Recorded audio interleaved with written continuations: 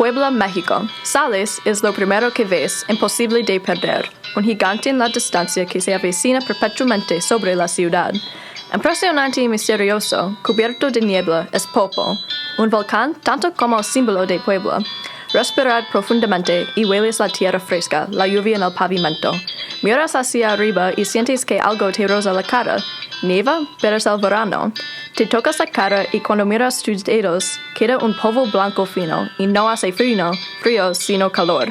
Miras a tu alrededor y ves la ceniza cayendo tranquilamente del cielo. Tropiezas un poco, la ceniza desenfoca tu visión.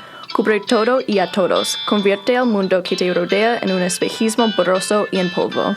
Hola, soy Raquel. Soy Nicole. Y soy Hannah. Y estamos transmitiendo desde Canisius. En el podcast de hoy queremos reflexionar sobre nuestro viaje impactante a Puebla, México. En junio de 2019, un grupo de nosotros viajamos a Puebla, México por un mes para estudiar y viajar en los estados varios de México.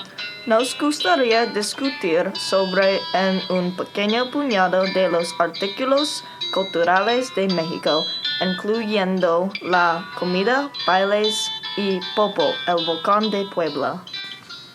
Hay un dicho, primero comemos, luego hacemos todo lo demás. No podríamos estar más de acuerdo con comenzar hoy por discutiendo la comida. Había tacos, pastor, jámica, tortas y mucho más, sin mencionar un montón de tortillas. Mi madre era la mejor. A veces la comida de México no estaba buena porque no era similar a la comida aquí, especialmente los chiles en nogadas. Sí, es verdad. Chiles en nogadas son una experiencia especial. No recuerdo de lo que son hechos de. ¿Recuerdas? Por supuesto, es la comida culturalmente más emblemática de Puebla. Es un chile relleno con una combinación de manzana, melocotón y pera, además de cerdo, especias y nueces. Usualmente todo el plato se sirve a temperatura ambiente. Los colores eran impresionantes. El chile es verde, la salsa es blanca y las semillas de granada están alrededor del chile para hacer los colores de la bandera de México. ¿Saben por qué este plato es tan famoso? Recuerdo que es algo con el Día de Independencia, pero no recuerdo que... Sí, tienes razón. Típicamente los chiles en nogada se asocian con el Día de Independencia, el 16 de septiembre en México. Chiles en nogadas no son disponibles por todo el año. En los meses antes de esta fecha de independencia, los restaurantes cocinan los chiles en nogadas y toda la gente los come a este momento. Entonces, cuando probamos los chiles en nogadas, estábamos en la casa de nuestro compañero Mateo. La mamá anfitriona de Mateo cocinó los chiles en nogadas para todos en el grupo. Fue una cena especial juntos. Sí, Hannah. Y ahora recuerdo una historia sobre los chiles en nogadas que aprendí en la clase ahí. La primera vez que se comieron chiles en nogada fue el 15 de septiembre de 1810. Fue una fiesta celebrada en honor de Miguel Hidalgo y Costilla, y fueron preparados por los monjas que necesitaban cocinar un plato especial. Podían solo usar los ingredientes en temporada. El pánico a la última hora creó el plato más patriótico en México hasta el día de hoy. Cuando vi por primera vez la chile, pensé que era muy bonita. Esperé que el plato estaría caliente, pero estaba muy frío. Estaba decepcionada con este aspecto y no me gustaban los sabores juntos. Las especias de mi lengua eran como nada que había probado antes y no me gustaban con el cerdo. Aún no nos arrepentimos de haberlo intentado. Necesitábamos mantenernos en forma después de comer toda la comida en México. Entonces fuimos a nuestra clase de baile con otros estudiantes en la universidad. Bailar es parte de la cultura cotidiana en México. Creo que no estábamos tan avanzados como ellos. Claro que sí. ¿Recuerdas cuando nos topamos entre nosotros bailando cumbia? Fuiste a la derecha y fui a la izquierda. Sí, lo recuerdo. Cumbia era nuestro favorito baile porque era el más fácil para aprender para los estadounidenses sin ritmo. Pero aprendimos 3 bailes de salsa, bachata y cumbia. Cumbia trae juntos 3 culturas como nos trajo juntas en nuestra clase. Cuando bailas con alguien es fácil conectar con ellos. Cumbia tiene la influencia de África, de la cultura indígena y de Europa. ¿Qué trajo cada cultura exactamente al baile? África da la música, el ritmo con los tambores. La cultura indígena da el sonido de la flauta y las coreografías y disfraces son de Europa. ¡Qué padre! También fue divertido cuando fuimos a Oaxaca y vimos la fábrica artesanal. ¿Qué recuerdas sobre Oaxaca, Nicole? Recuerdo que aprendimos sobre los orígenes del tinte y las obras de textiles tradicionales de Oaxaca. Sí, había un hombre artesano que nos mostró cómo crear los diferentes colores de tinte. Él demostró cómo utilizar recursos recurrentes naturalmente en Oaxaca para hacer todos los colores del arco iris. Amarillo y rojo eran los colores más interesantes para hacer. El hombre artesano usó las maravillas para hacer amarillo y el bicho se llama cochinilla para hacer rojo. El hombre artesano nos mostró los colores brillantes por pintar un arco iris en la mano de Richard. ¡Qué apropiado! Él ya sabía. También a Richard le encantaban los textiles que la familia local hizo. El proceso de aprender a hacer los textiles es increíble. Cuando los niños tienen 5 años, empiezan a practicar cómo hacer pequeños textiles y cuando tienen 17 años, pueden hacer textiles intricados y magníficos.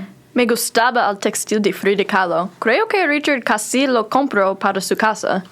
Si hubiera un textil de un volcán, lo habría comprado. Me encantaba ir a la escuela todas las mañanas sabiendo que el volcán Popo estaba en erupción. Qué experiencia irreal poder disfrutar de una ciudad con un volcán activo. Me mareé pensando en todas las cosas que hicimos en solo un mes. El tiempo pasó volando con todas estas experiencias. Antes de darnos cuenta, era el último día de nuestro viaje, y después de mirar el volcán todos los días, finalmente lo visitamos. También fue el día perfecto porque hacía sol, así que Popo no estaba cubierto por una vez. Sí, recuerdo que estábamos muy emocionados subir a la iglesia donde había la mejor vista. Todos corrimos por las escaleras. Recuerdo más que gateamos por las escaleras. Pensaba que nunca terminaría. Pero una vez que llegamos a la cima y vimos la vista, valió la pena. Popo era muy impresionante. ¿Qué significa el nombre Popocatépetl? Popocatépetl es una palabra náhuatl, en cual es uno de los grupos y una lengua de los aztecos. Significa la montaña que fuma. Hay una leyenda azteca sobre Popo. Popo originalmente era un guerrero humano que se enamoró de una princesa que se llamaba Ista. Cuando ella murió de un corazón roto, Popo juró proteger su cadáver para siempre. Él e Ista convirtieron en volcanes para que pudieran estar juntos para siempre. Entonces, Popo es este volcán de Puebla y Ista es un volcán al sureste de Puebla. Una historia muy hermosa y triste. No sabía que ese volcán tenía tanto significado. Sí, definitivamente fue un privilegio verlo tan claramente y de cerca. Las escaleras no parecen tan malas ahora. En serio, era una experiencia que nunca olvidaré y lloré cuando salí porque mi familia anfitriona era increíble, pero después de 4 semanas estaba listo para ver a mi propia familia. Después de México, tengo una perspectiva más abierta y tengo más confianza con mi español y con mi vida en general. México era algo que necesitaban y no sabía antes. Ahora puedo hablar con más confianza y puedo lidiar con más situaciones, dificultades en mi vida con más facilidad. Durante el viaje, hice conexiones con otros miembros del grupo. Después del viaje, todos hicimos un esfuerzo para continuar en la vida del otro. Tratamos de ir a un auténtico restaurante mexicano una vez al mes para cenar, hablar y disfrutar. La cosa más importante que yo aprendí durante el viaje es la capacidad de ser flexible. Ser capaz de ajustar y aceptar un nuevo ambiente y cultura es muy importante para poder sumergirse completamente en un nuevo lugar. Para mí, un goal muy serio es aprender y entender español mejor. Personalmente, me encantaba Puebla y nuestro viaje. Fue el tiempo más largo que estuve lejos de mi hogar, pero esa experiencia definitivamente era necesaria y aprendí mucho sobre yo mismo. La cosa más importante que yo aprendí durante el viaje es cuando se enfrenta a nuevas experiencias o formas de vida, es más gratificante absorber y apreciar sin juzgar. Creo que esta es la única forma de abrir tu perspectiva. Eso es todo para el podcast de hoy. Gracias por escuchando.